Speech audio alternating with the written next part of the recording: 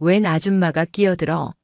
라며 간호사들을 장난감처럼 희롱하던 버러지 같은 인간들. 알고 보니 707 특임단 전설의 여군 중령이었던 그녀에게 조폭들이 처절하게 참교육당하는 이야기입니다. 서울의 심장부, 국내 최고의 의료기술과 시설을 자랑하는 서울중앙의료원의 VVIP 병동은 언제나 적막과 긴장이 공존하는 공간이었다. 복도를 오가는 모든 이들의 발걸음에는 소리 대신 무게가 실려 있었고 공기마저도 특권과 권위로 소독된 듯 차가웠다. 이곳에서 강세아는 다른 간호사들과는 조금 다른 이질적인 존재였다. 35의 나이, 그녀의 외모는 병원 내에서 공공연한 화제거리였다. 또렷한 이목구비와 어떤 상황에서도 흔들림 없는 차분한 눈빛, 단정하게 묶어 올린 머리카락 아래로 드러난 곧은 목선은 그녀가 단순히 아름답기만 한 사람이 아님을 말해주었다. 하지만 동료들이나 환자들이 그녀에게서 느끼는 진짜 이질감은 외모에서 비롯된 것이 아니었다. 그것은 그녀의 몸에 깊숙이 밴 설명할 수 없는 어떤 자세와 기운 때문이었다. 흐트러짐 없는 걸음걸이, 군더더기 없는 손놀림, 그리고 등 뒤에서도 모든 것을 꿰뚫어 보는 듯한 예리한 시선. 동료 간호사들은 종종 그녀가 등 뒤에 눈을 달고 있는 것 같다고 수군거렸다. 응급 상황이 터졌을 때, 모두가 허둥댈 때조차 그녀는 가장 효율적인 동선을 찾아 움직였고 가장 정확한 판단을 내렸다. 마치 수백 번의 생사를 건 훈련을 거친 사람처럼. 물론 그들은 강세아의 과거를 알지 못했다. 그녀가 20살의 꽃다운 나이에 국가의 가장 깊숙하고 어두운 곳을 지키는 특수부대 제707 특수임무단에 자원입대했다는 사실을. 그리고 군 생활 15년 만에 여군으로서는 전례를 찾기 힘든 중령의 계급장을 달고 전역했다는 사실을 말이다. 그녀의 손은 환자의 혈관을 찾아 부드럽게 주삿바늘을 놓기도 했지만 한때는 차가운 총기를 쥐고 어둠 속에서 적의 심장을 겨누던 손이었다. 그녀의 눈은 환자의 작은 변화도 놓치지 않고 살폈지만 한때는 위장크림 아래에서 몇 시간이고 미동도 없이 목표를 응시하던 눈이었다. 군을 떠나 간호사가 되겠다고 했을 때 모두가 그녀를 말렸다. 전우들은 최고의 전사를 잃는 것이라며 안타까워했고 가족들은 험난한 길을 걸어온 딸이 이제는 평범하고 안락한 삶을 살기를 바랐다. 하지만 세아에게는 새로운 사명이 필요했다. 더 이상 누군가를 파괴하는 기술이 아닌 누군가를 살리는 기술을 익히고 싶었다. 전쟁터의 포화 속에서 쓰러져가던 전우들의 얼굴이 그녀를 이곳 하얀 가운이 넘실대는 또 다른 전쟁터로 이끌었다. 그러나 병원이라는 공간은 그녀가 생각했던 것과는 또 다른 종류의 전쟁터였다. 특히 이 VVIP 병동은 총성 없는 전쟁이 매일같이 벌어지는 최전선이었다. 돈과 권력이 법과 상식 위에 군림하는 곳. 그리고 그 정점에는 오만석 회장이 있었다. 오만석은 명목상으로는 건실한 건설사를 운영하는 회장이었지만 그의 사업 기반이 도시 재개발 과정에서 벌어진 각종 이권 다툼과 폭력 위에 세워졌다는 것은 공공연한 비밀이었다. 그는 병원의 최대 후원자 중 한 명이었고 그 사실을 무기처럼 휘둘렀다. 병원장조차 그 앞에서는 고개를 숙였고 의사들은 그의 심기를 거스르지 않기 위해 전전긍긍했다. 그가 입원하는 날이면 VVIP 병동 전체가 살얼음판으로 변했다. 그는 주치의를 하인처럼 부렸고 간호사들에게는 인격적인 모독도 서슴지 않았다. 그의 병실은 언제나 문화의 조폭들로 북적였다. 그들은 병원을 자신들의 안방처럼 활보하며 위압적인 분위기를 조성했다. 검은 양복을 입은 거구들이 복도를 차지하고 서서 다른 환자나 보호자들에게 눈을 흘기는 일은 예사였다. 어이, 거기 간호사. 이리 와봐. 오늘도 어김없이 오만석의 부름이 병동을 울렸다. 호출벨을 누르는 대신 고함을 치는 것이 그의 방식이었다. 목소리의 주인공은 오만석의 오른팔 격인 황철민이었다. 다부진 체격의 험상궂은 인상을 한 그는 오만석의 곁을 그림자처럼 지켰다. 이제 막 입사한 지 몇 달 안 된 신입 간호사 박소희가 겁에 질린 얼굴로 황철민 앞에 섰다. 그녀의 얼굴은 하얗게 질려 있었다. 네 부르셨습니까? 부르셨습니까? 회장님이 부르시는데 대답이 왜 이렇게 늦어? 뛰어와야 할 거 아니야, 뛰어와야. 황철민의 고함에 소희의 어깨가 움츠러들었다. 그녀의 눈에 금세 눈물이 그렁거렸다. 죄송합니다. 죄송하면 다야? 야, 너 이름이 뭐야? 얼굴은 반반하게 생겨서 일은 더럽게 못하네. 가서 저기 저 과일 좀 깎아와. 아주 얇게 종이처럼. 알았어? 그는 소희의 얼굴을 위아래로 훑으며 노골적으로 성희롱 섞인 말을 던졌다. 소희는 모멸감에 입술을 깨물었지만 아무 대꾸도 하지 못하고 과일 바구니를 향해 돌아섰다. 그녀의 가늘게 떨리는 등을 지켜보던 세아의 미간이 미세하게 좁아졌다. 세아는 조용히 자리에서 일어나 소희에게 다가갔다. 그리고 그녀의 손에서 과도와 사과를 건네받았다. 소희 씨는 다른 환자분 바이탈 체크할 시간이에요. 여긴 내가 할게요. 부드럽지만 단호한 목소리였다.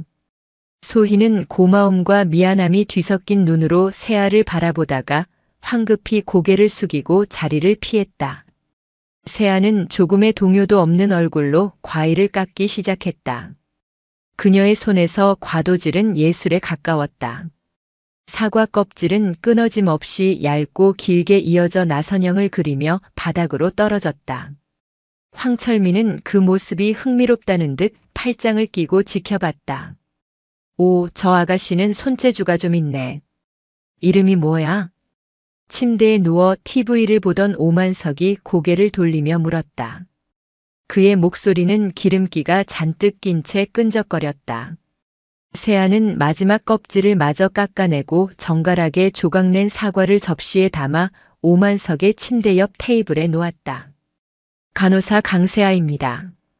환자분 식후 혈당 체크하셔야 하니 과일은 한 조각만 드시는 게 좋겠습니다. 그녀는 지극히 사무적인 어조로 말했다. 회장님이라는 호칭 대신 환자분이라는 단어를 정확히 사용했다. 오만석의 눈썹이 꿈틀했다. VVIP 병동의 그 누구도 그를 환자분이라고 부르지 않았다. 모두가 회장님이라 부르며 비위를 맞추기 바빴다. 뭐야, 저 기집애는? 간호사 주제에 누굴 가르치려 들어? 오만석의 목소리에 짜증이 묻어났다. 황철민이 곧장 세아에게 다가와 그녀의 앞을 막아섰다.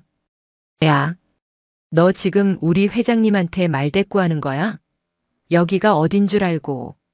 여기는 병원이고 저는 환자의 건강을 책임지는 간호사입니다. 제 직분에 맞는 말씀을 드린 것뿐입니다. 세아는 자신보다 머리 하나는 더 큰 황철민의 위압적인 기세 앞에서도 눈 하나 깜빡하지 않았다.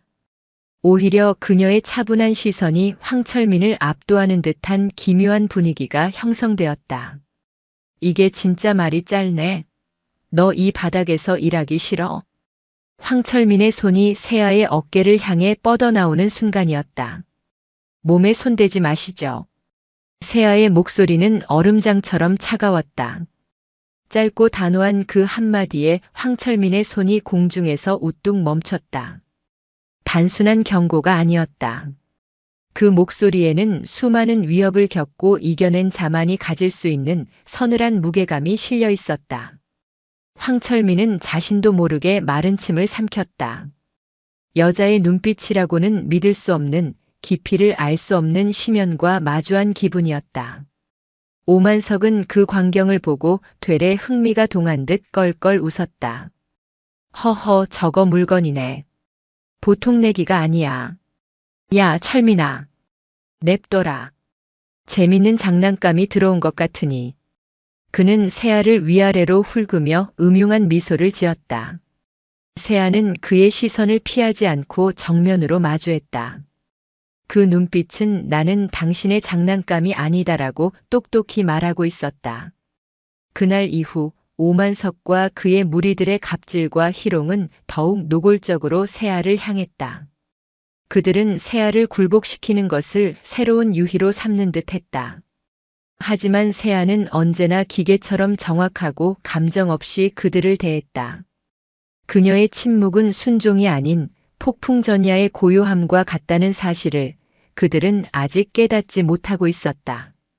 VVIP 병동의 하얀 복도 위로 보이지 않는 전운이 감돌기 시작했다. 시간이 흐를수록 서울중앙의료원 VVIP 병동의 공기는 더욱 무겁게 가라앉았다. 오만석 일당의 행패는 날이 갈수록 대담하고 악랄해졌다. 그들은 강세아라는 굴복하지 않는 장난감에 완전히 매료된 듯 그녀의 인내심을 시험하는 것을 즐겼다. 그들의 괴롭힘은 유치하고 졸렬했다. 일부러 링거줄을 꼬아놓고는 기계가 경고음을 울리면 세아를 호출해 윽박질렀다. 식판을 일부러 엎지르고는 음식이 맛없다며 트집을 잡았고 복도를 지나는 세아의 발을 걸려다 실패하기도 했다. 하지만 세아는 단 한 번도 그들의 도발에 감정적으로 반응하지 않았다. 묵묵히 꼬인 줄을 풀고 엎질러진 음식을 치우고 비틀거림 없이 그들의 발을 피해 걸어갔다. 그녀의 그런 무반응이 오히려 그들의 오기를 더욱 부채질했다. 동료들은 세아를 걱정했다. 특히 신입 간호사 박소희는 제1처럼 안절부절 못했다. 세아 선생님 괜찮으세요? 저 인간들 때문에 선생님까지 그냥 무시하세요. 상대할 가치도 없는 사람들이에요. 휴게실에서 만난 소희가 금방이라도 울 것 같은 얼굴로 말했다. 세아는 그런 소희의 어깨를 가볍게 두드리며 희미하게 웃었다. 괜찮아. 저런 사람들 상대하는 것도 간호사의 업무 중 하나라고 생각하면 돼. 그래도 너무 심하잖아요. 저건 갑질을 넘어서 거의 범죄 수준이에요. 병원에서는 왜 가만히 있는 건지 모르겠어요. 소혜 씨. 세아가 소희의 이름을 불렀다. 그녀의 목소리는 낮고 차분했지만 이상한 힘이 있었다. 세상에는 시스템이 해결해주지 못하는 문제들이 있어. 그럴 땐 누군가 시스템 밖에서 움직여야 해. 하지만 지금은 아니야. 아직은. 그 말의 의미를 소희는 이해할 수 없었다. 하지만 세아의 눈빛에서 무언가 결심 같은 것을 읽고는 더 이상 아무 말도 하지 못했다. 사건은 오만석의 생일이라는 날 터졌다. 병실에 입원한 주제의 생일 파티를 열겠다며 병동 전체를 소란으로 몰아넣었다. 최고급 샴페인과 와인이 병실로 배달되었고 외부에서 불러들인 요리사가 즉석에서 요리를 했다. 병실은 순식간에 시끄러운 파티장으로 변했다. 술에 취한 조폭들의 웃음소리와 고성이 복도까지 울려 퍼졌다. 병원 규정상 명백한 위반이었지만 아무도 그들을 제지하지 못했다. 간호팀장은 골치 아프다는 듯 자리를 피했고 주치의는 오만석이 권하는 술잔을 마지못해 받아들고 있었다. 다른 환자들의 항의가 빗발쳤지만 병원 측은 VVIP 환자분의 사정이니 조금만 양해해달라는 말만 앵무새처럼 되풀이할 뿐이었다. 파티가 무르익을 무렵 잔뜩 술에 취한 황철민이 간호 스테이션으로 비틀거리며 걸어왔다. 어이 간호사들. 다 이리 와봐. 우리 회장님 생신인데 너희도 와서 술 한 잔 따라야 할 거 아니야? 그의 말에 간호사들의 얼굴이 사색이 되었다. 모두가 고개를 숙이고 못 들은 척했지만 황철민은 막무가내였다. 그는 가장 가까이 있던 박소희의 팔을 거칠게 잡아챘다. 야, 너부터 가자. 얼굴도 예쁘장한 게 춤도 잘 추겠는데? 아, 아파요. 이거 놓으세요. 소희가 비명을 지르며 저항했지만 황철민의 악력은 상상을 초월했다. 그녀의 팔에 시뻘건 손자국이 남았다. 소희의 눈에서 굵은 눈물방울이 뚝뚝 떨어졌다. 그때였다. 그 손 놓으시죠. 모두의 등 뒤에서 얼음처럼 차가운 목소리가 들려왔다. 강세아였다. 그녀는 어느새 황철민의 바로 뒤에 서 있었다. 인기척조차 느껴지지 않는 움직임이었다. 마치 어둠 속에서 나타난 그림자 같았다. 아, 씨 또 너야? 넌 꼭 초를 치더라. 황철민이 짜증스럽게 돌아보며 말했다. 그는 소희의 팔을 놓아주는 대신 오히려 더 꽉 움켜쥐었다. 소희가 고통에 찬 신음을 흘렸다. 다시 한번 말합니다. 그 손 놓으세요. 병원 내에서 소란 피우고 의료인에게 폭력을 행사하는 것은 명백한 불법입니다. 불법? 하. 우리가 법이야, 이 계집애야. 내가 뭘 할 수 있는데? 꼰지를 거야? 꼰질러봐. 누가 내 말을 들어주나. 황철민은 새알을 비웃으며 조롱했다. 그의 뒤에 있던 다른 조폭들도 낄낄거리며 그들 주위로 몰려들었다. 순식간에 간호 스테이션은 위압적인 분위기에 휩싸였다. 세아의 눈빛이 차갑게 가라앉았다. 그녀는 더 이상 경고하지 않았다. 대신 믿을 수 없을 만큼 빠른 속도로 움직였다. 그녀의 손이 번개처럼 뻗어나가 황철민이 소희의 팔을 잡고 있는 손목의 특정 지점을 정확하게 눌렀다. 끄악! 황철민의 입에서 비명이 터져 나왔다. 손목에 퍼지는 극심한 고통에 그는 저도 모르게 소희의 팔을 놓아버렸다. 세아는 그 틈을 놓치지 않고 소희를 자신의 등 뒤로 끌어당겨 보호했다. 이 미친년이. 고통과 모멸감에 얼굴이 벌개진 황철민이 세아를 향해 주먹을 휘둘렀다.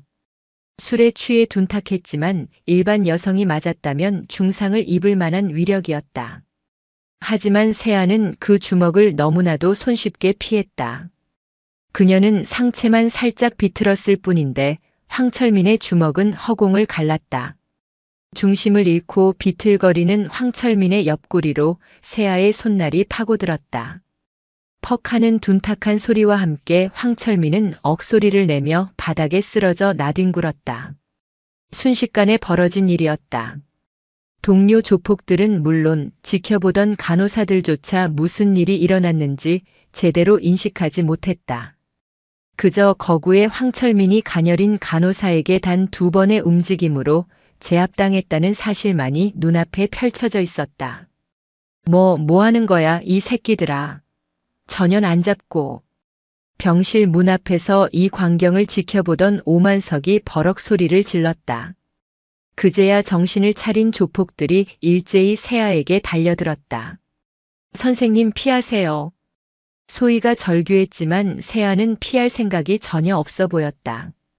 오히려 그녀의 눈은 십수년 전 적진의 한복판에 고립되었을 때처럼 차갑고 냉정하게 빛나고 있었다. 의료시설 내 폭력 행위는 가중처벌 대상입니다. 지금이라도 멈추면 정상 참작의 여지가 있을 겁니다. 그것이 그녀의 마지막 경고였다. 하지만 이성을 잃은 조폭들의 귀에는 아무것도 들리지 않았다. 그들은 오직 눈앞에 건방진 계집애를 짓밟아 버리겠다는 생각뿐이었다. 좁은 간호 스테이션은 순식간에 아수라장으로 변했다. 하지만 그것은 일방적인 싸움이었다. 세아는 마치 춤을 추듯 조폭들의 공격을 피하고 그들의 힘을 역이용해 서로 부딪히게 만들었다. 그녀의 움직임에는 군더더기가 없었다. 최소한의 움직임으로 상대의 급소를 정확히 타격하거나 관절을 꺾어 무력화시켰다. 특수부대에서 배운 오직 생존과 제압을 위한 살인 기술들이었다. 물론 그녀는 힘을 조절했다.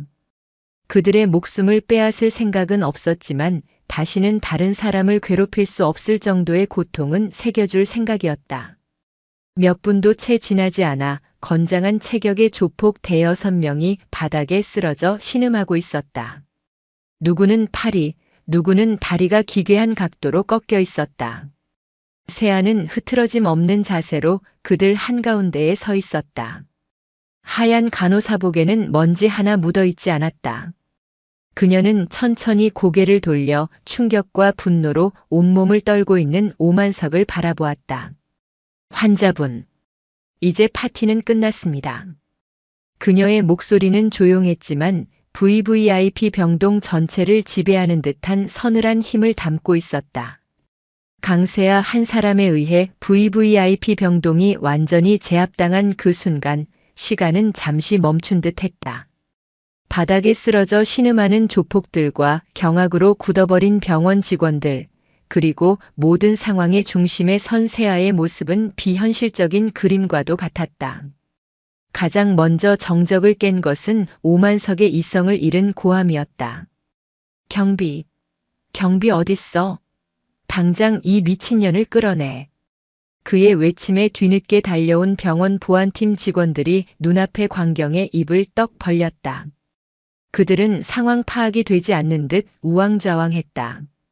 한쪽은 병원의 최대 후원자인 오만석 회장과 그의 부하들이었고 다른 한쪽은 동료 직원인 간호사였다. 누구의 편을 들어야 할지 애초에 이 상황에 개입해도 되는 것인지조차 판단이 서지 않았다. 뭐하고 서 있어? 저 여자가 우리 애들을 다 작살냈잖아. 당장 잡아. 오만석이 삿대질하며 소리치자 보안팀장은 마지못해 세아에게 다가갔다. 강세아 선생님, 이게 대체 어떻게 된 일입니까?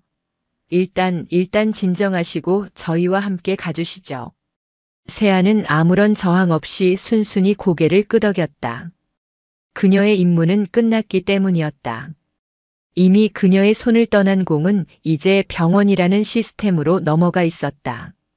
그녀는 시스템이 이 문제를 어떻게 처리하는지, 과연 정의와 상식을 선택할 수 있는지 지켜볼 생각이었다. 세아는 보안팀 직원들에게 둘러싸여 병원 장실로 향했다. 그녀가 떠난 VVIP 병동은 아수라장이었다. 119 구급대가 출동해 팔다리가 부러진 조폭들을 실어 나르기 시작했고 간호사들은 겁에 질린 환자들을 진정시키느라 분주했다. 박소희는 그 자리에 주저앉아 하염없이 눈물만 흘리고 있었다. 그녀는 세아에 대한 고마움과 앞으로 그녀가 겪게 될 불이익에 대한 미안함으로 심장이 터질 것 같았다. 병원장실의 분위기는 냉랭했다. 병원장과 행정부장, 간호부장 등 병원의 고위 간부들이 모두 모여 세아를 싸늘한 눈으로 내려다보고 있었다. 오만석은 소파에 거만하게 앉아 연신 담배를 피워대며 세아를 노려봤다. 강세아 선생. 이게 지금 무슨 짓인가? 아무리 환자가 소란을 피웠다고 해도 의료인이 환자와 보호자에게 폭력을 행사하는 게 말이 된다고 생각하나? 병원장이 가장 먼저 입을 열었다. 그의 목소리에는 세아에 대한 질책과 오만석에 대한 두려움이 뒤섞여 있었다. 폭력이 아니라 정당방위였습니다. 그들은 동료 간호사를 성추행하려 했고 저를 포함한 다수의 의료인에게 위협을 가했습니다. 병원 보안 시스템이 작동하지 않는 상황에서 저 자신과 동료를 보호하기 위한 최소한의 방어였습니다. 세아는 조금의 위축도 없이 사실을 말했다. 그녀의 차분하고 논리적인 답변에 간부들은 잠시 할 말을 잃었다. 정당방위? 저 기집애 말하는 것 좀 보소. 오만석이 코웃음을 치며 재떨이에 담배를 비벼 껐다. 병원장. 저 여자 당장 해고시켜. 그리고 폭행죄로 고소해. 내 돈 받고 운영되는 병원에서 내 사람들이 개 패드 쳐맞았는데 이대로 넘어갈 수는 없지. 당장 전현을 경찰서에 쳐넣으라고. 오만석의 협박에 병원장의 얼굴이 하얗게 질렸다. 병원 재단의 상당 부분을 오만석의 후원금에 의지하고 있는 상황에서 그의 말을 거역한다는 것은 상상할 수도 없는 일이었다. 강세아 선생. 이유가 어찌됐든 폭력은 정당화될 수 없네. 일단 병원 규정에 따라 자네를 직위 해제하겠네. 그리고 경찰 조사가 끝날 때까지 무기한 대기 발령이야. 알겠나? 결국 병원장은 오만석의 손을 들어주었다. 세아는 그럴 줄 알았다는 듯 담담한 표정으로 고개를 끄덕였다. 알겠습니다. 하지만 병원장님, 오늘 있었던 모든 일은 병동 CCTV에 고스란히 녹화되어 있을 겁니다. 누가 먼저 원인을 제공했고 폭력을 행사했는지 명백히 밝혀질 것입니다. 세아의 말에 오만석의 표정이 순간 굳었다. 그는 미처 CCTV까지는 생각하지 못했던 것이다. CCTV? 그딴 게 뭐 대수라고. 내가 누군지 몰라. 대한민국에서 내 돈으로 안 되는 게 없는 사람이야. 그는 허세를 부렸지만 목소리는 미세하게 떨리고 있었다. 그리고 저는 병원 측의 결정을 받아들이겠습니다. 하지만 오늘 폭력 사태의 피해자인 박소희 간호사를 비롯한 다른 간호사들에게 어떤 불이익도 가해져서는 안 됩니다. 만약 그런 일이 발생한다면 저는 제가 가진 모든 수단을 동원해 병원의 부당함을 세상에 알릴 것입니다. 세아는 간부들을 한 명 한 명 똑바로 쳐다보며 말했다. 그녀의 눈빛은 너무나도 진지하고 강렬해서 그 자리에 있던 누구도 그녀의 말을 허투루 들을 수 없었다. 그것은 단순한 경고가 아니라 전직 특수부대 중령이 자신의 명예를 걸고 하는 약속이었다. 결국 세아는 경찰에 인계되었다. 병원 측은 그녀를 폭행 가해자로, 오만석 일당을 피해자로 경찰에 신고했다. 뉴스는 나오지 않았지만 병원 내부에서는 순식간에 소문이 퍼져나갔다. VVIP 환자에게 대든 간호사가 결국 잘렸다는 식의 진실이 왜곡된 소문이었다. 대부분의 직원들은 세아의 행동이 무모했다며 혀를 찾고 몇몇은 그녀가 정의감에 불타는 바보였다고 비웃었다. 하지만 그날의 진실을 목격했던 VVIP 병동의 간호사들은 아무 말도 할 수 없었다. 그들은 세아에게 닥쳐올 시련에 가슴 아파하면서도 자신들에게 불똥이 튈까 두려워 침묵했다. 박소희는 몇 번이나 경찰서에 가서 사실을 증언하겠다고 나섰지만 그때마다 간호팀장과 부모님의 만류에 부딪혀야 했다. 경찰서 유치장에 혼자 앉아있는 세아의 모습은 조금도 초라해 보이지 않았다. 오히려 그녀는 오랜만에 찾아온 고요를 즐기는 듯 눈을 감고 명상에 잠겨 있었다. 그녀는 조금도 두렵지 않았다. 15년간의 군 생활 동안 그녀는 이보다 훨씬 더한 위기와 불의를 겪어왔다. 그리고 언제나 자신만의 방식으로 그것을 극복해냈다. 세아는 알고 있었다. 이번 싸움은 단순히 개인의 폭행 사건으로 끝나지 않을 것이라는 것을. 이것은 거대한 부패와 불의에 맞서는 기나긴 전쟁의 서막일 뿐이었다. 그리고 그녀는 이 전쟁에서 결코 패배할 생각이 없었다. 그녀의 머릿속에서는 이미 다음 작전 계획이 치밀하게 세워지고 있었다. 오만석과 그를 비호하는 병원, 그리고 그 뒤에 숨어있는 더 거대한 악의 실체를 파헤치기 위한 그녀만의 특수작전이 이제 막 시작된 것이다. 하얀 가운을 벗고 다시 야전으로 돌아온 전사의 눈빛이 어둠 속에서 서늘하게 빛났다. 차가운 취조실의 공기는 쇠와 먼지, 그리고 희미한 거짓말의 냄새로 가득 차 있었다. 강세아는 등받이도 없는 의자에 허리를 꼿꼿이 세운 채 앉아 있었다. 그녀의 손목에는 이미 수갑이 풀려 있었지만 보이지 않는 사회적 족쇄가 그녀를 이곳에 묶어두고 있었다. 그녀의 맞은편에는 달고 다른 베테랑 형사, 박진철 팀장이 찌푸린 미간으로 서류 뭉치를 뒤적이고 있었다. 박진철은 이 바닥에서 잔뼈가 굵은 사람이었다. 그는 한눈에 알 수 있었다. 눈앞의 이 여자는 그가 지금까지 상대해왔던 범죄자들과는 근본적으로 다른 종류의 인간이라는 것을. 보통 이런 상황에 처한 사람들은 억울함을 호소하며 울부짖거나 교활한 거짓말로 상황을 모면하려 들거나 혹은 공포에 질려 입을 다물어버리기 마련이었다. 하지만 강세아는 그 어떤 것도 아니었다. 그녀는 마치 깊은 산속의 호수처럼 고요했고 그 눈빛은 모든 것을 꿰뚫어 보는 듯 투명했다. 강세아 씨 맞죠? 서울중앙의료원 간호사. 박진철이 파일을 탁 소리나게 덮으며 입을 열었다. 전직 간호사입니다. 오늘부로 직위 해제되었으니까요. 세아는 담담하게 사실을 정정했다. 그 목소리에는 어떤 감정도 실려 있지 않았다.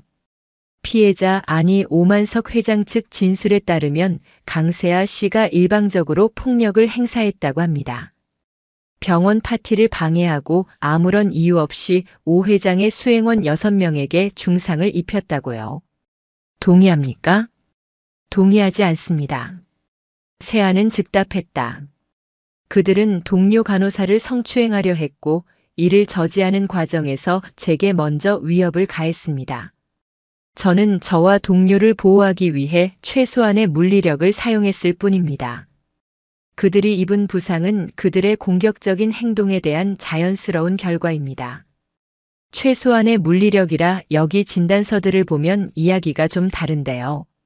전완골 분쇄골절, 슬개골 탈구, 늑골 다발성 골절 보통의 여성이 최소한의 방어로 만들어낼 수 있는 결과는 아닌 것 같은데. 혹시 운동 같은 거 특기로 하시는 거 있습니까? 박진철은 날카로운 눈으로 세아의 반응을 살폈다. 그는 본능적으로 그녀가 무언가를 숨기고 있음을 느꼈다. 저 단단하고 흐트러짐 없는 자세, 군더더기 없는 말투. 평범한 간호사에게서는 찾아볼 수 없는 특징들이었다. 환자를 옮기고 응급 상황에 대처하려면 기초 체력은 필수입니다. 세아는 질문의 핵심을 교묘하게 비켜나갔다. 박진철은 더 캐묻는 대신 화제를 돌렸다. 바로 그때 취조실 문이 열리고 부하 형사가 들어와 그의 귓가에 무언가 속삭였다. 박진철의 미간 주름이 더욱 깊어졌다. 위에서 내려온 전화였다. 오만석의 입김이 경찰청 고위 간부 라인을 타고 벌써 이곳 말단 경찰서까지 내려온 것이다. 수사를 신속하고 원만하게 피해자의 입장을 고려해서 진행하라는 사실상의 협박이었다. 젠장할. 박진철은 나지막이 욕설을 은조렸다. 그는 부패한 권력의 힘이 어떻게 정의를 짓밟는지 숱하게 봐왔다. 이번 사건도 그렇게 덮일 것이라 생각하니 속에서 천불이 났다. 하지만 그는 일개 형사일 뿐 거대한 시스템의 톱니바퀴를 거스를 힘은 없었다. 강세아 씨 변호사는 선임했습니까? 국선 변호사라도. 아니요. 그보다 전화 한 통만 쓸 수 있겠습니까? 박진철은 잠시 망설이다 고개를 끄덕였다. 세아는 그의 책상에 놓인 전화기를 들어 익숙하게 번호를 눌렀다. 변호사 사무실이 아니었다. 신호음이 몇 번 울리지 않아 낮고 차분한 남자의 목소리가 들려왔다. 예, 말씀하십시오. 나다. 잘 지냈나, 김소령. 수화기 너머의 남자는 잠시 침묵했다. 그리고는 이내 벅찬 감정이 섞인 목소리로 답했다. 중령님, 강세아 중령님 맞으십니까? 이게 얼마만입니까? 미안하다, 갑자기 연락해서. 지금은 민간인이다. 그냥 강세아라고 불러. 부탁할 게 있다. 세아의 목소리는 지극히 사무적이었다. 마치 과거 부대에서 작전 지시를 내릴 때처럼. 말씀만 하십시오. 목숨이라도 내놓겠습니다. 오만석. 그리고 그의 회사 D. S건설. 자금 흐름부터 시작해서 사소한 교통법규 위반까지 먼지 한 톨 남기지 말고 전부 털어줘. 내가 가진 모든 권한을 자네에게 위임한다. 기간은 최대한 신속하게. 전화기 너머로 김태영의 숨 삼키는 소리가 들렸다. 그는 세아가 707 부대에 있을 당시 그녀가 가장 아끼던 부하였고 최고의 정보 분석 및 사이버 작전 전문가였다. 전역 후 그는 국내 최고의 보안업체를 설립해 이름을 날리고 있었다. 알겠습니다, 중령님. 즉시 작전에 착수하겠습니다. 블랙아웃 작전 기억하십니까? 기억한다. 이번에도 그렇게 진행해줘. 세아는 짧게 답하고 전화를 끊었다. 블랙아우트 작전. 과거 그녀가 지휘했던 대테러 훈련 중 하나로 적의 모든 정보망과 자금줄을 마비시켜 완벽한 어둠 속에 고립시킨 뒤 섬멸하는 작전이었다. 전화를 끊고 돌아선 세아는 박진철이 복잡한 표정으로 자신을 보고 있음을 깨달았다. 중령님이라는 호칭을 그가 놓쳤을 리 없었다. 박진철은 한숨을 푹 쉬고는 CCTV 영상이 담긴 USB를 컴퓨터에 꽂았다. 강세아 씨, 병원 CCTV 영상입니다. 이걸 보면 진실이 나오겠죠.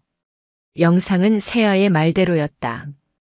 오만석 일당이 먼저 소란을 피우고 박소희 간호사의 팔을 잡아 끄는 장면, 그리고 황철민이 세아에게 주먹을 날리는 장면이 고스란히 담겨 있었다. 명백한 정당방위였다. 하지만 결정적인 순간들의 음성은 거의 들리지 않았다. 마치 의도적으로 지워버린 것처럼. 음향 파일이 손상됐군요. 아주 우연히도. 박진철이 씁쓸하게 말했다. 오만석 측에서 벌써 손을 쓴 것이 분명했다. 영상만으로는 그들의 성희롱 발언이나 협박을 입증하기 어려웠다. 결국 세아는 폭행 혐의로 불구속 입건되어 경찰서를 나섰다. 가해자는 피해자가 되고 피해자는 가해자가 된 어처구니 없는 상황이었다. 병원에서는 즉각 그녀의 간호사 면허 정지를 요청했다. 그녀는 이제 환자를 돌보던 백의의 천사가 아니라 폭행 전과가 붙을 위기에 처한 평범한 민간인이었다. 경찰서를 나선 그녀의 어깨 위로 차가운 도시의 불빛이 쏟아졌다. 하지만 그녀의 눈빛은 조금도 흔들리지 않았다. 패배감이나 좌절감은 찾아볼 수 없었다. 오히려 그 눈은 어둠 속에서 먹잇감을 발견한 맹수처럼 형형하게 빛나고 있었다. 그녀의 전쟁은 이제부터 시작이었다.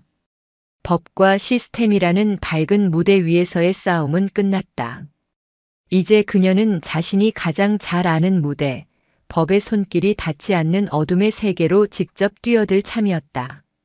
오만석이 돈과 권력으로 자신만의 성을 쌓았다면 그녀는 그 성을 단 하룻밤에 무너뜨릴 수 있는 유령이 될 터였다.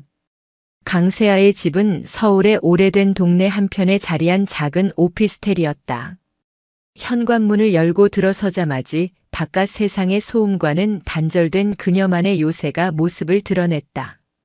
내부는 예상과 달리 아기자기한 장식 하나 없이 지독할 정도로 정갈하고 기능적이었다.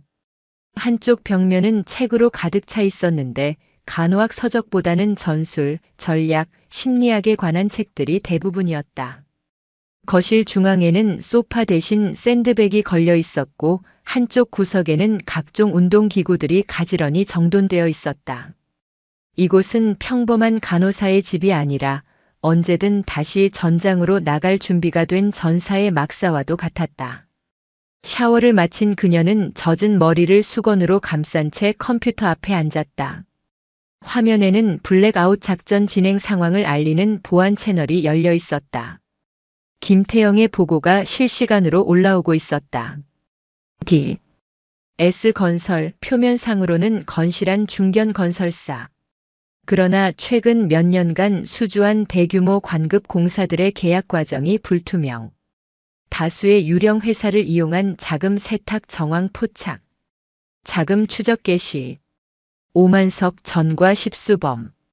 대부분 폭행, 협박. 그러나 언제나 기소유예나 집행유예로 풀려남. 그의 뒤에 거대한 비호 세력이 존재할 가능성 높음. 김태영의 손가락은 보이지 않는 사이버 공간을 종횡무진하며 오만석의 제국을 해부하고 있었다. 거미줄처럼 얽힌 검은 돈의 흐름과 숨겨진 비리의 흔적들이 하나둘씩 수면 위로 떠오르고 있었다. 세아는 잠시 눈을 감았다. 머릿속에 과거의 기억이 스쳐 지나갔다.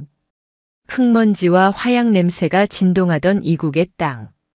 폐허가 된 건물 잔해 속에서 울고 있던 작은 아이. 아이를 구하기 위해 적진으로 뛰어들었을 때 그녀는 처음으로 사람을 죽이는 기술이 아닌 살리는 기술에 대해 갈망했다. 아이를 품에 안고 안전한 곳으로 옮겼을 때 아이의 작은 손이 그녀의 군복을 꼭 쥐었다. 그 온기가 그녀의 인생 항로를 통째로 바꿔놓았다.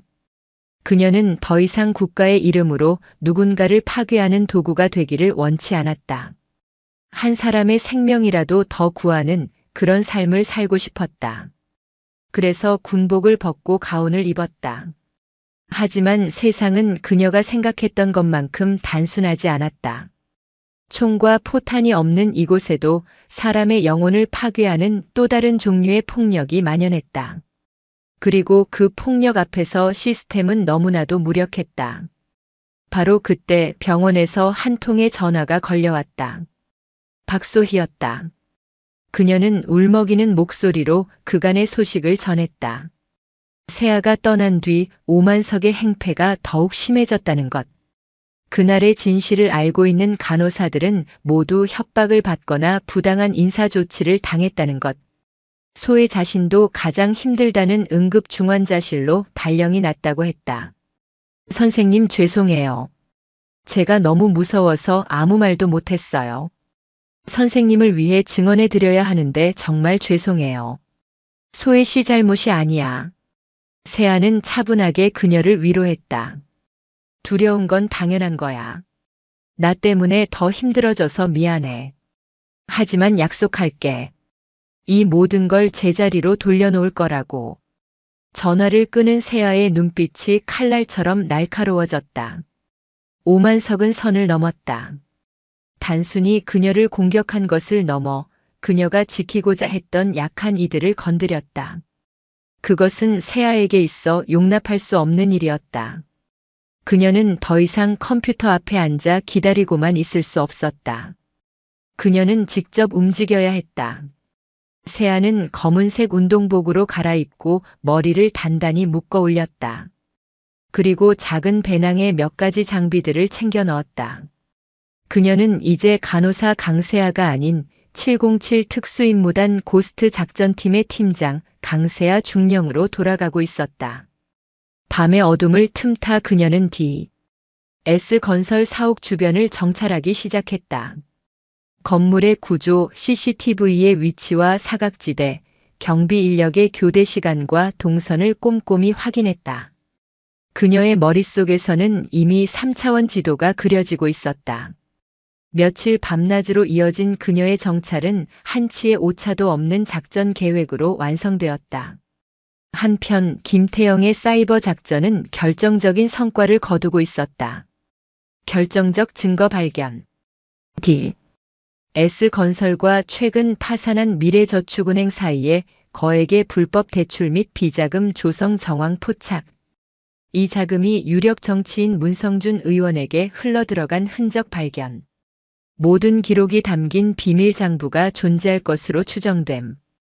비밀 장부 오만석 회장실 개인 금고 내부의 별도 서버에 보관된 것으로 보임. 해당 서버 외부 네트워크와 완벽히 차단된 에어갭 상태. 물리적 접근 외에는 해킹 불가. 모든 조각이 맞춰지고 있었다. 오만석은 단순한 조폭 두목이 아니었다. 그는 정치권의 검은 돈을 세탁하고 관리하는 자금책이었던 것이다. 병원조차 그의 비자금 은닉처 혹은 로비 장소로 이용되었을 가능성이 높았다. 김태영에게서 긴급 통신이 들어왔다. 중령님 찾았습니다. 판도라의 상자입니다. 하지만 이걸 열려면 직접 그 심장부로 들어가셔야 합니다. 세아는 어둠 속에서 DS-건설의 거대한 빌딩을 올려다보았다. 저 차가운 유리와 강철의 성체 안에 모든 것을 끝낼 수 있는 열쇠가 잠들어 있었다. 알겠다. 잠입 계획을 전송해줘. 오늘 밤 작전을 개시한다. 그녀의 목소리에는 일말의 망설임도 없었다. 보이지 않는 전선에서의 기나긴 첩보전은 끝났다. 이제 적의 심장부로 직접 침투해 모든 것을 끝장낼 시간이었다. 도시의 불빛이 꺼진 거리 위로 한 줄기 검은 그림자가 조용히 움직이기 시작했다.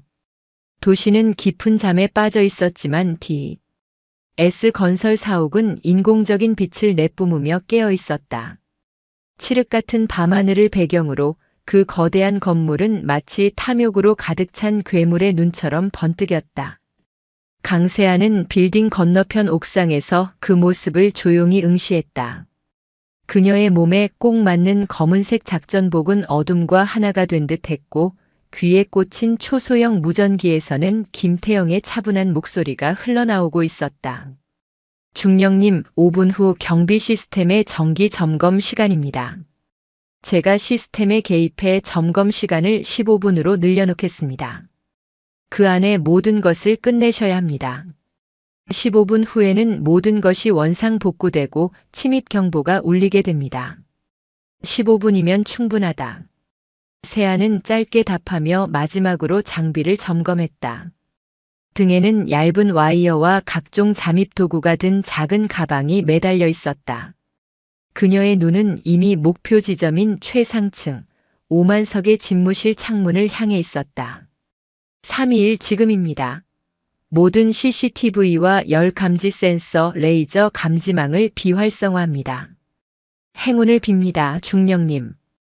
김태영의 신호와 동시에 세아는 옥상 난간을 박차고 허공으로 몸을 날렸다. 한 손에 쥔 와이어 건이 휙 하는 소리와 함께 건너편 뒤 S건설 빌딩 외벽에 정확히 박혔다. 그녀는 한치의 망설임도 없이 와이어에 몸을 맡긴 채 소리 없이 두 빌딩 사이의 어둠을 갈랐다. 한 마리의 검은 새와도 같은 움직임이었다. 빌딩 외벽에 발을 디딘 그녀는 마치 중력을 거스르는 것처럼 벽을 타기 시작했다. 강화 유리의 미세한 틈과 창틀을 이용한 그녀의 등반은 아슬아슬하면서도 안정적이었다. 수년간의 혹독한 훈련으로 다져진 근육과 감각이 그녀의 몸을 한치의 오차도 없이 이끌었다. 마침내 오만석의 집무실 창문 앞에 도착한 그녀는 작은 흡착판과 유리 절단기를 이용해 소음 없이 창문의 일부를 도려냈다. 사람 한 명이 겨우 통과할 수 있는 공간이 생기자 그녀는 뱀처럼 유연하게 몸을 밀어넣어 실내로 잠입하는 데 성공했다. 집무실 내부는 최고급 가구와 값비싼 예술품들로 채워져 있었지만 세아의 눈에는 들어오지 않았다. 그녀의 시선은 오직 방 한가운데에 놓인 거대한 원목 책상과 그 뒤에 숨겨진 비밀 금고에 고정되어 있었다. 김태영이 보내온 설계도대로였다. 그녀는 곧장 금고로 다가가 미리 준비해온 청진기와 소형 드릴을 꺼내 들었다. 기계식 다이얼의 미세한 소리와 진동을 느끼며 번호를 조합하는 그녀의 손길은 외과 의사의 수술처럼 정교했다. 몇 분간의 숨막히는 정적이 흐른 뒤 철컥하는 작은 소리와 함께 묵직한 금고 문이 열렸다. 금고 내부에는 현금 다발과 보석들이 가득했지만 세아는 거들떠보지도 않았다. 그녀가 찾던 것은 그 안에 숨겨진 또 하나의 작은 공간, 그곳에 설치된 독립 서버였다. 그녀는 USB 형태의 특수 해킹 장비를 서버에 연결했다. 연결 확인. 데이터 다운로드 개시. 암호화 수준이 상상 이상입니다. 최소 5분은 걸릴 것 같습니다. 김태영의 다급한 목소리가 들려왔다. 남은 시간은 약 7분. 세아는 초조해하는 대신 주변 경계를 더욱 강화했다. 바로 그때였다. 집무실 밖 복도에서 희미한 발소리와 함께 엘리베이터가 도착하는 소리가 들렸다. 예상치 못한 상황이었다. 젠장. 오만석하고 황철민입니다. 왜 이 시간에? 김태영의 목소리에 경악이 묻어났다. 세아는 즉시 해킹 장비를 챙겨 책상 아래 가장 깊숙한 어둠 속으로 몸을 숨겼다. 거의 동시에 집무실 문이 열리고 술에 취한 오만석과 황철민이 들어섰다. 아, 시 회장님. 술도 마셨는데 왜 갑자기 회사에는 오자고 하십니까? 황철민이 혀 꼬인 소리로 투덜거렸다. 중요한 서류를 놓고 온 게 생각나서 그랬다. 왜? 그나저나 그 간호사년 어떻게 됐어? 변호사 말로는 합의 안 해주면 우리가 더 불리하다던데. 걱정 마십시오. 콩밥 제대로 먹여줄 테니. 감히 회장님한테 덤빈 대가가 뭔지 뼈저리게 느끼게 해줘야죠. 그들의 대화를 들으며 세아는 숨을 죽였다. 다운로드는 아직 진행 중이었다. 1분, 1초가 영원처럼 느껴졌다. 오만석은 책상 의자에 털썩 주저앉았다. 세아가 숨어있는 바로 위였다. 그녀는 자신의 심장 소리가 그의 귀에 들릴까봐 두려울 정도였다. 바로 그 순간 그녀의 무전기에서 아주 작은 하지만 치명적인 소리가 새어나왔다. 다운로드 완료. 김태영이 설정해 놓은 자동 알림음이었다. 오만석의 움직임이 멈칫했다. 방금 무슨 소리 못 들었냐? 예. 잘못 들으신 거 아닙니까? 아니야, 분명히 책상 밑에서. 오만석이 고개를 숙이려는 순간 세아는 더 이상 숨어 있을 수 없다고 판단했다. 그녀는 책상 아래에서 튀어나오며 책상을 그대로 밀어버렸다. 거대한 원목 책상이 오만석의 상체를 덮쳤고 그는 비명조차 지르지 못하고 의자와 함께 뒤로 낮아빠졌다. 회장님. 놀란 황철민이 달려드는 순간 세아는 그의 눈을 향해 책상 위에 만년필을 던졌다. 황철민이 반사적으로 얼굴을 가리며 주춤하는 사이 세아는 그의 품으로 파고들어 팔꿈치로 명치를 가격했다. 컥 하는 소리와 함께 황철민의 거구가 쓰러졌다. 하지만 병원에서처럼 쉽게 무력화되지는 않았다. 그는 비틀거리며 일어나 다시 덤벼들었다. 이제는 제압이 아닌 생존을 위한 싸움이었다. 세아는 주변의 모든 것을 무기로 활용했다. 묵직한 수정 잿더리, 날카로운 레터 오프너, 심지어는 벽에 걸린 액자까지. 집무실은 순식간에 두 사람의 격투로 난장판이 되었다. 결정타는 황철민이 휘두른 의자를 피하며 날린 발차기였다. 세아의 발이 정확하게 그의 무릎 관절 측면을 가격했다. 우두둑 하는 끔찍한 소리와 함께 황철민의 다리가 반대 방향으로 꺾였다. 그는 비명을 지르며 바닥을 나뒹굴었다. 세아는 숨을 고르며 책상에 깔려 신음하는 오만석에게 다가갔다. 그는 공포에 질린 눈으로 그녀를 올려다보고 있었다. 너 대체 정체가 뭐야? 세아는 그의 멱살을 잡고 일으켜 세웠다. 그리고 그의 귓가에 얼음처럼 차가운 목소리로 속삭였다. 내가 돈으로 쌓아올린 성은 이제 모래성처럼 무너질 거야. 법의 심판이 아니라 내가 짓밟았던 사람들의 이름으로 널 심판하겠다. 그녀는 손에 든 USB를 그의 눈앞에 보여주고는 깨진 창문을 통해 다시 어둠 속으로 몸을 던졌다. 와이어를 타고 밤하늘을 가로지르는 그녀의 등 뒤로 S건설 사옥의 침입 경보가 뒤늦게 울려 퍼지기 시작했다. 이제 모든 증거는 그녀의 손에 들어왔다. 괴물의 심장을 꿰뚫을 비수였다. 진짜 전쟁은 지금부터였다. 강세아의 오피스텔은 이제 VVIP 병동이나 어둠 속 빌딩이 아닌 거대한 악과 맞서는 전쟁 지휘 통제실이 되어 있었다. 거실 중앙에는 S건설과 관련된 인물, 회사, 자금 흐름이 복잡하게 얽힌 관계도가 벽면을 가득 채우고 있었다. 그 거미줄의 중심에는 오만석과 정치인 문성준의 이름이 붉은 펜으로 선명하게 표시되어 있었다. 김태영과 세아는 밤을 새워가며 오만석의 비밀 서버에서 빼낸 데이터를 분석했다. 그것은 단순한 비자금 장부가 아니었다. 대한민국 사회의 가장 어두운 단면을 기록한 판도라의 상자 그 자체였다. 이건 미쳤군요. 화상통신 너머 김태영의 목소리가 분노로 떨리고 있었다. 단순한 뇌물 장부가 아닙니다, 중령님. 이건 거대한 범죄 기록입니다. 데이터는 끔찍한 진실들을 토해냈다.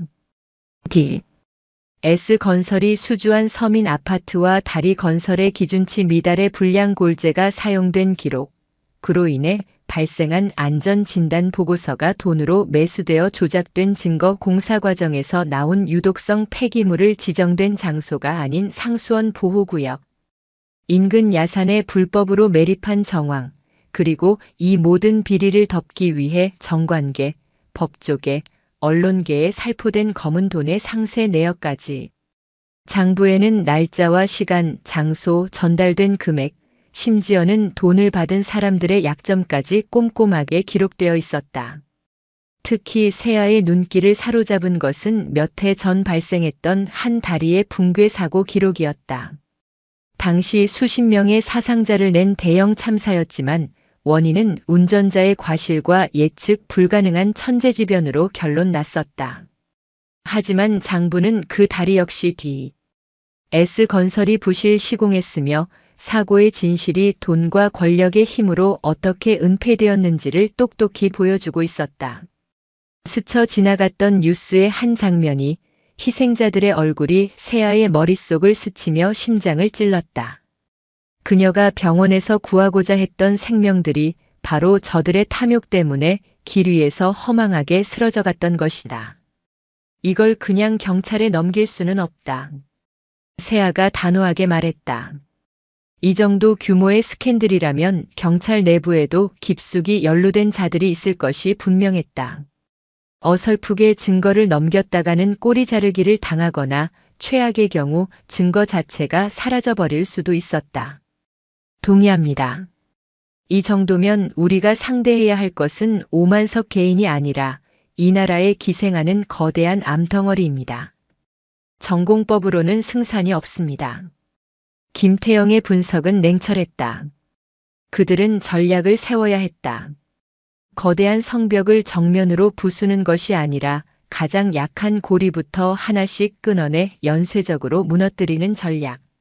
세아는 먼저 시험지를 던져보기로 했다.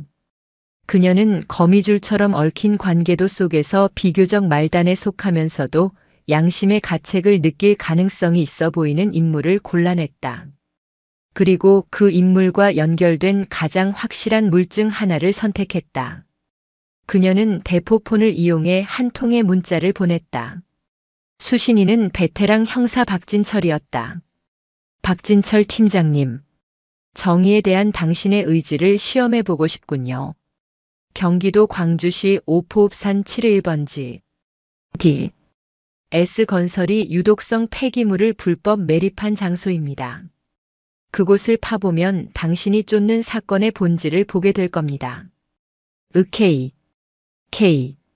자신의 성씨 이니셜을 암호처럼 남긴 채 세아는 기다렸다. 이것은 박진철이라는 인물에 대한 테스트이자 이 거대한 전쟁에 동참할 첫 번째 아군을 가려내기 위한 시험대였다. 한편 오만석은 패닉 상태에 빠져 있었다. 자신의 심장부인 집무실이 유령처럼 침입당하고 목숨과도 같은 비밀 장부를 통째로 도둑맞았다. 오른팔인 황철민은 무릎이 박살 나 병상에 누워 있었다. 그는 본능적으로 이 모든 일의 배후에 그 간호사년이 있다고 확신했지만 물증이 없었다.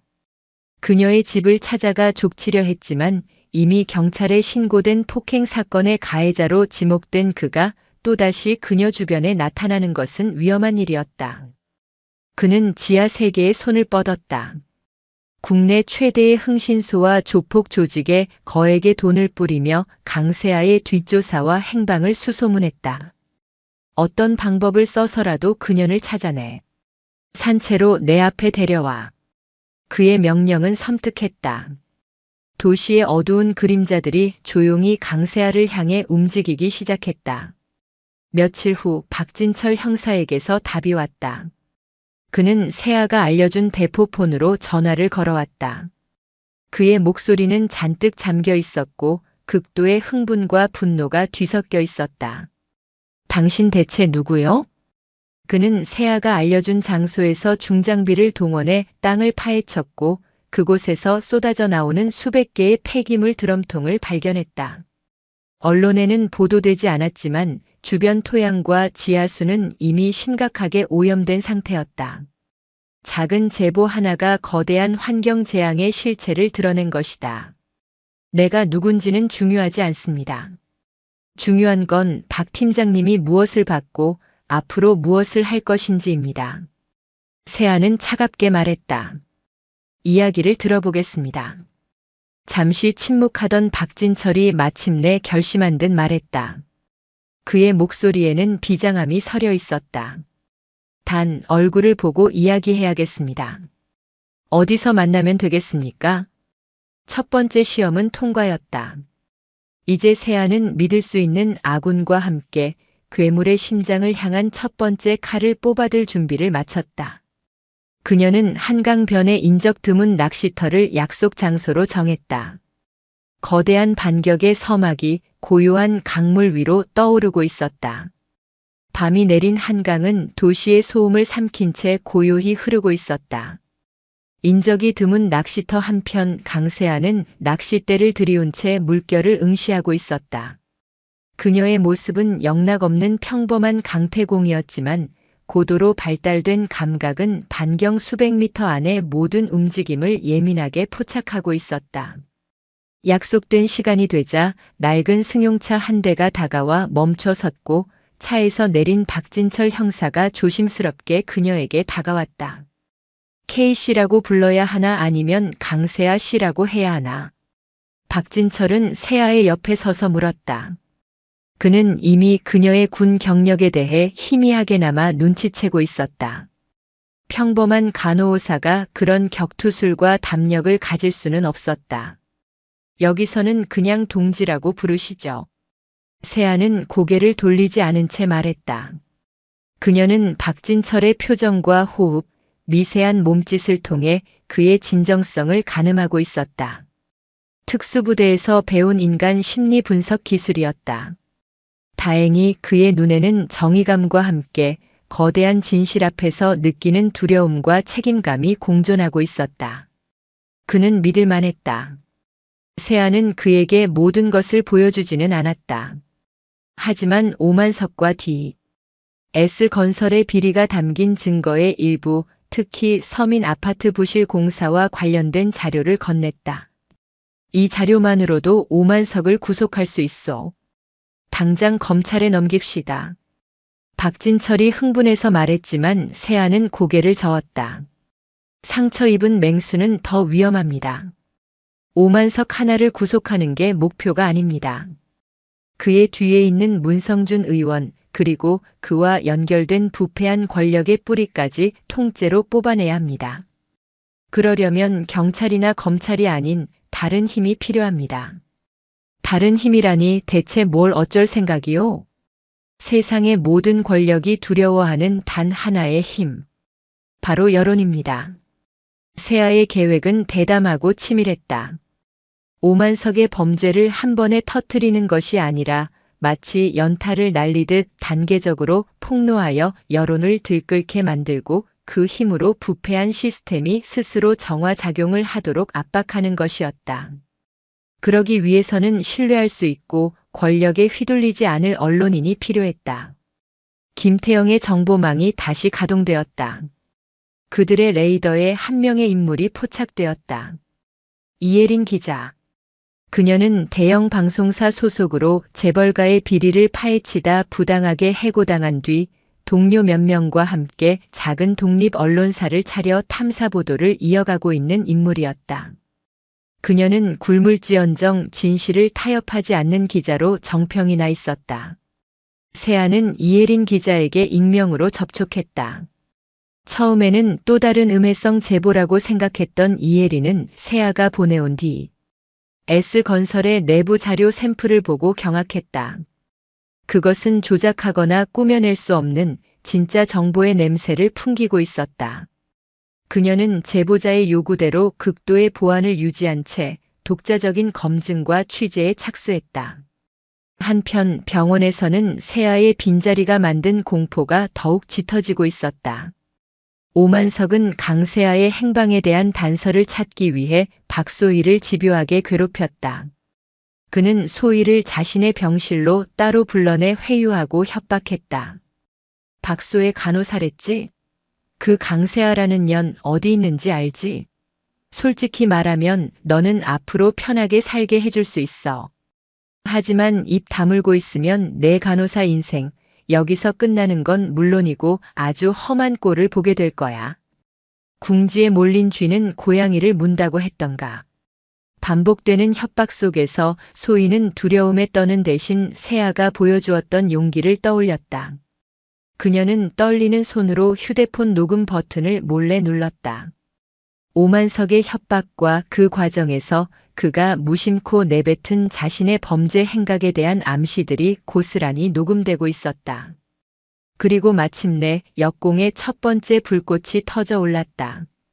이혜린 기자의 독립 언론사 홈페이지에 S건설 상수원 보호구역에 유독성 폐기물 불법 매립이라는 제목의 단독 기사가 올라왔다.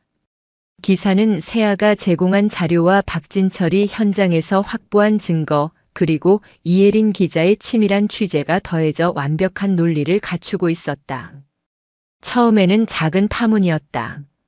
주요 언론사들은 이 기사를 애써 외면했고 S건설 측은 악의적인 허위 보도라며 법적 대응을 운운했다. 하지만 그것은 시작에 불과했다. 며칠 뒤 두 번째 폭탄이 터졌다. 이번에는 파급력이 훨씬 컸다. 이혜린 기자는 S건설이 시공한 한 서민 아파트의 부실 공사 실태를 고발했다. 기준치에 한참 미달하는 철근, 바닷모래를 섞은 콘크리트 사용 등 충격적인 내용이었다. 특히 기사에는 아파트 주민들의 불안에 찬 인터뷰와 함께 익명의 전직 S건설 직원의 내부 고발 영상이 포함되어 있었다. 이혜린 기자가 세아의 자료를 바탕으로 끈질기게 설득한 결과였다. 이번에는 여론이 폭발했다. 자신의 집이 언제 무너질지 모른다는 공포는 전 국민적인 분노로 번져나갔다. S건설의 이름은 실시간 검색어 순위에서 내려올 줄 몰랐고 회사 앞에는 아파트 주민들과 시민단체의 시위가 연일 이어졌다. 오만석의 철옹성 같던 제국에 마침내 선명한 균열이 가기 시작했다. 첫 번째 불꽃은 이제 걷잡을 수 없는 불길이 되어 타오르고 있었다. 국민적 분노가 들끓자 더 이상 사태를 외면할 수 없었던 정치권과 사법당국이 마지못해 움직이기 시작했다. 국회에서는 S건설 관련 청문회가 열렸고 검찰은 특별수사팀을 꾸렸다. 하지만 세아와 박진철, 이혜린은 알고 있었다. 이것은 대중의 분노를 잠재우기 위한 보여주기식 행보에 불과하다는 것을. 수사팀의 책임자로 임명된 검사는 문성준 의원의 대학 후배이자 그의 충직한 수하 중 한 명이었다. 진짜 싸움은 이제부터였다. 예상대로 문성준 의원은 가장 먼저 꼬리 자르기에 나섰다. 그는 긴급 기자회견을 자청해 S건설과의 모든 연관성을 부인했다. 카메라 앞에서 그는 비통한 표정으로 기업의 부도덕한 일탈에 대해 저 역시 분노를 금할 수 없다며 오만석 회장과의 개인적인 친분은 있었지만 그의 불법적인 행위에 대해서는 전혀 알지 못했다고 연기했다. 그는 모든 책임을 오만석에게 떠넘기며 자신은 정의로운 피해자인 척했다. 바로 그 순간을 세아는 기다리고 있었다. 문성준 의원의 기자회견이 전국에 생중계되고 있는 바로 그 시각, 이혜린 기자의 언론사 홈페이지에 마지막 결정타가 올라왔다. 단독 입수 뒤 S건설 비밀 장부 원본 공개, 문성준 의원 수십억 원대 뇌물수수 정황. 기사에는 김태영이 밤을 새워 해독해낸 비밀 장부의 핵심 내용, 즉 오만석이 문성준 의원에게 건넨 뇌물의 날짜와 액수 전달 방식이 적나라하게 담겨 있었다. 그리고 그것이 끝이 아니었다. 단독 녹취 파일 공개. 오만석 회장, 피해 간호사 협박하며 범죄 사실 스스로 인정. 박소희가 목숨을 걸고 녹음했던 파일이 함께 공개된 것이다. 파일 속에서 오만석은 문성준 의원을 우리 형님이라 칭하며 그의 비호 아래 모든 불법이 가능했다고 떠벌리고 있었다. 파급 효과는 가히 핵폭탄급이었다. 문성준 의원의 위선적인 얼굴과 비밀 장부의 내용, 그리고 오만석의 생생한 육성이 교차 편집되어 온라인을 통해 삽시간에 퍼져나갔다. 국민들은 경악했고 분노는 임계점을 넘어 폭발했다. 여론은 문성준 의원의 즉각적인 사퇴와 구속을 요구했고 특별수사팀은 더 이상 버틸 수 없었다. 대중의 압력에 밀려 검찰은 문성준 의원의 사무실과 자택을 압수수색하고 그를 출국 금지시켰다. 오만석의 제국은 하루아침에 붕괴했다. 주가는 폭락했고 협력업체들은 등을 돌렸으며 자금줄은 모두 막혔다. 그는 자신이 쌓아 올린 모든 것이 신기루처럼 사라지는 것을 망연자실하게 지켜봐야 했다. 자신을 지켜주던 최후의 방패막이었던 문성준마저 추락하자 그는 자신이 완전히 끝났음을 직감했다. 궁지에 몰린 맹수는 이성을 잃었다. 그는 이 모든 파국의 원인이 된 강세아를 자신의 손으로 끝장내기로 결심했다. 그는 지하 세계에 풀어놓았던 정보원들을 통해 마침내 그녀의 거처를 알아냈다. 그날 밤 세아는 자신의 오피스텔에서 창밖을 보며 뉴스를 지켜보고 있었다. TV 화면 속에서 문성준 의원이 검찰에 소환되며 기자들에게 둘러싸여 쩔쩔매는 모습이 나오고 있었다. 길고 길었던 싸움의 끝이 보이는 순간이었다. 하지만 그녀의 얼굴에는 만족감보다는 또 다른 전투를 준비하는 자의 비장함이 서려 있었다. 바로 그때였다. 퍽 하는 소리와 함께 오피스텔 전체에 전기가 나갔다. 비상등이 켜지며 복도를 희미하게 비추었다. 그녀의 예민한 귀에 계단을 통해 여러 명의 육중한 발걸음이 자신의 집을 향해 다가오는 소리가 들렸다. 엘리베이터가 아닌 계단을 이용하는 훈련된 움직임이었다. 오만석이 보낸 마지막 자객들이었다. 올 것이 왔다고 생각하며 세아는 조용히 자리에서 일어났다. 그녀는 침착하게 방 안쪽 벽장으로 걸어갔다. 그리고 비밀번호를 입력해 잠겨있던 작은 케이스를 열었다. 그 안에는 군 시절 그녀가 사용했던 특수 제작된 단검과 3단봉, 그리고 비살상용 섬광탄과 연막탄이 들어있었다. 현관문 도어락을 강제로 파괴하려는 소리가 들려왔다. 이제 이곳은 안락한 집이 아닌 고립된 전장이었다. 세아는 단검을 거꾸로 움켜쥐고 문을 등진 채 전투 자세를 취했다. 그녀의 눈은 다시 십수년 전 적진의 한복판에서 홀로 싸우던 특전사 중령의 눈으로 돌아와 있었다. 심판의 서곡이 끝나고 이제 피와 살이 튀는 마지막 악장이 시작될 참이었다. 쾅!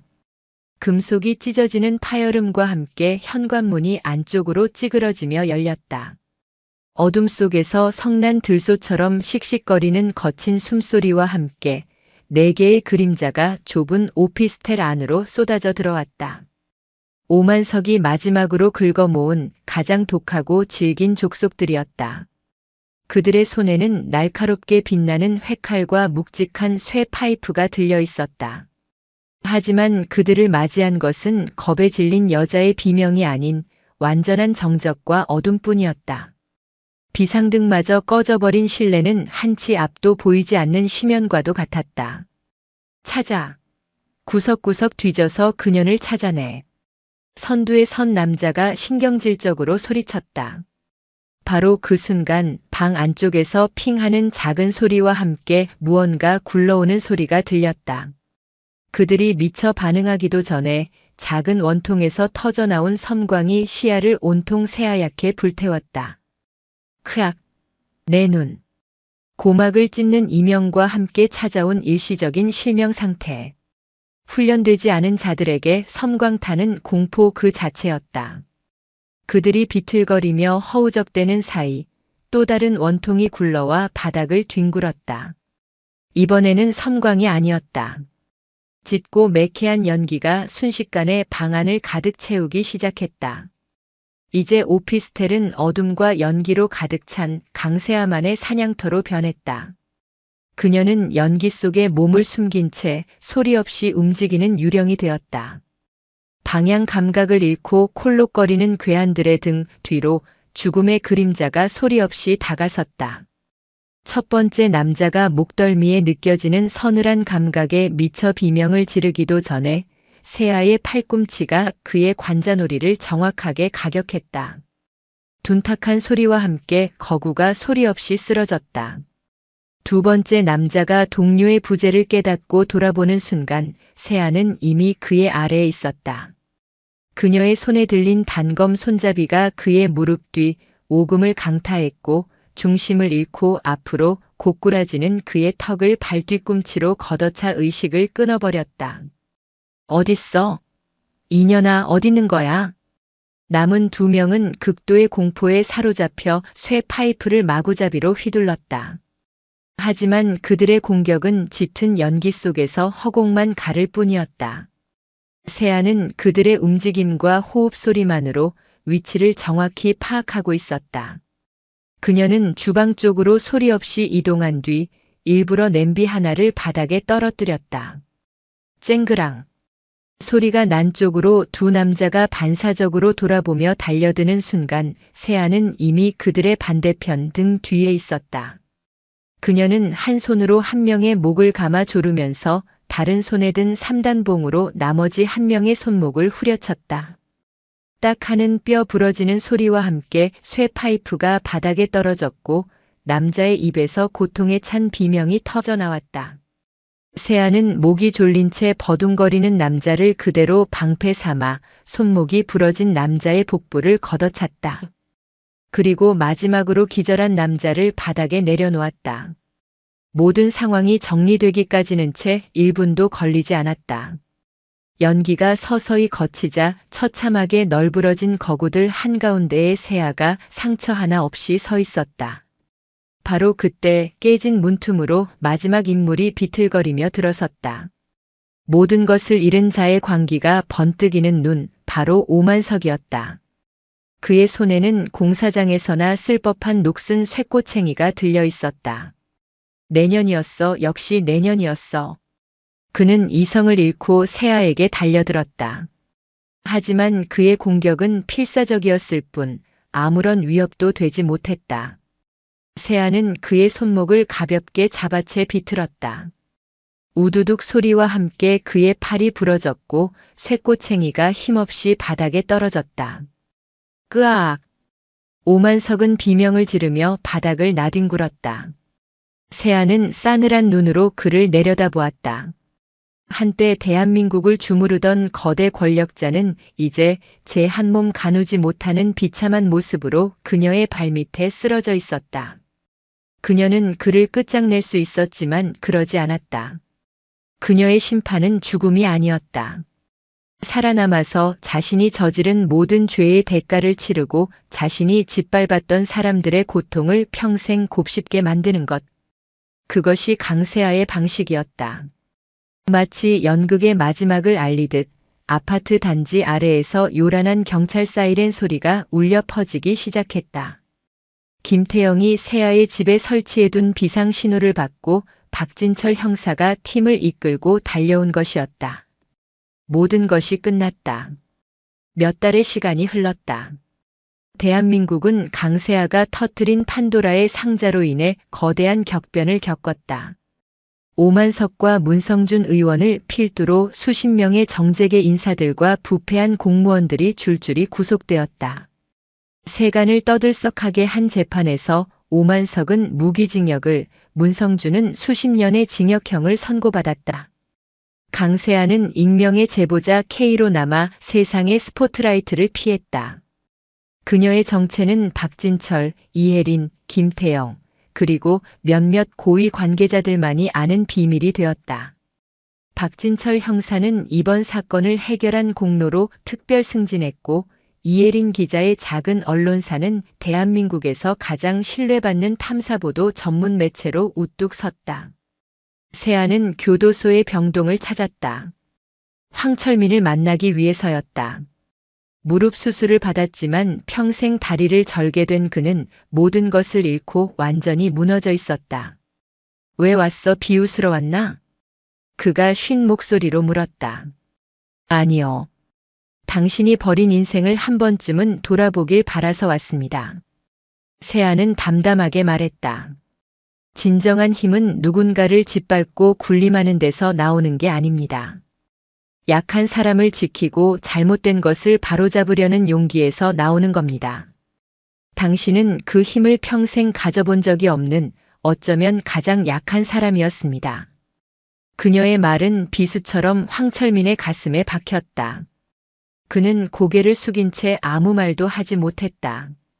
한편 서울중앙의료원에도 대대적인 개혁의 바람이 불었다. 오만석의 비호 아래 온갖 비리를 저질렀던 병원장은 해임되었고 이사진도 대폭 교체되었다. 새로 부임한 병원장은 환자의 안전과 의료 윤리를 최우선으로 삼는 사람이었다. 그는 수소문 끝에 세아를 찾아와 그녀의 복직을 간곡히 부탁했다. 그녀의 억울한 해고는 무효 처리되었고 모든 혐의는 깨끗이 벗겨졌다. 다시 하얀 간호사복을 입은 세아가 서울중앙의료원 VVIP 병동 복도를 걸었다.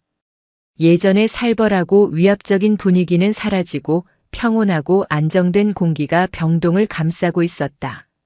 선생님, 돌아오셨군요. 이제는 제법 능숙하고 자신감 넘치는 간호사가 된 박소희가 환한 미소로 그녀를 맞았다. 세아는 희미하게 미소 지으며 고개를 끄덕였다. 마침 새로 입원한 듯한 한 중년 남자가 간호 스테이션을 향해 거만한 목소리로 소리쳤다. 어이 거기, 물 좀 빨리빨리 안 가져오고 뭐해. 내가 누군지 몰라. 그 순간 그의 시선이 복도를 걸어오던 세아와 마주쳤다. 어떤 감정도 실려 있지 않지만 세상의 모든 것을 꿰뚫어보는 듯한 깊고 고요한 눈빛. 남자는 자신도 모르게 입을 다물었다. 저 여자 앞에서는 그 어떤 권위나 허세도 통하지 않을 것이라는 걸 본능적으로 깨달은 것이다. 그 모습을 지켜보며 세아의 입가에 아주 옅은 거의 보이지 않는 미소가 피어올랐다. 그녀는 다시 자신의 자리로 돌아왔다. 포화와 총성이 가득했던 과거의 전쟁터를 떠나 생과 사가 교차하는 또 다른 전쟁터로. 하지만 이제 그녀의 손에 들린 것은 차가운 총이 아닌 사람의 생명을 구하는 따뜻한 희망이었다. 총성 없는 전쟁터에서 그녀는 비로소 자신만의 평화를 찾았다. 백의를 입은 수호천사, 아니 고요한 전사로서 그녀의 진짜 임무는 이제 막 시작된 것이었다.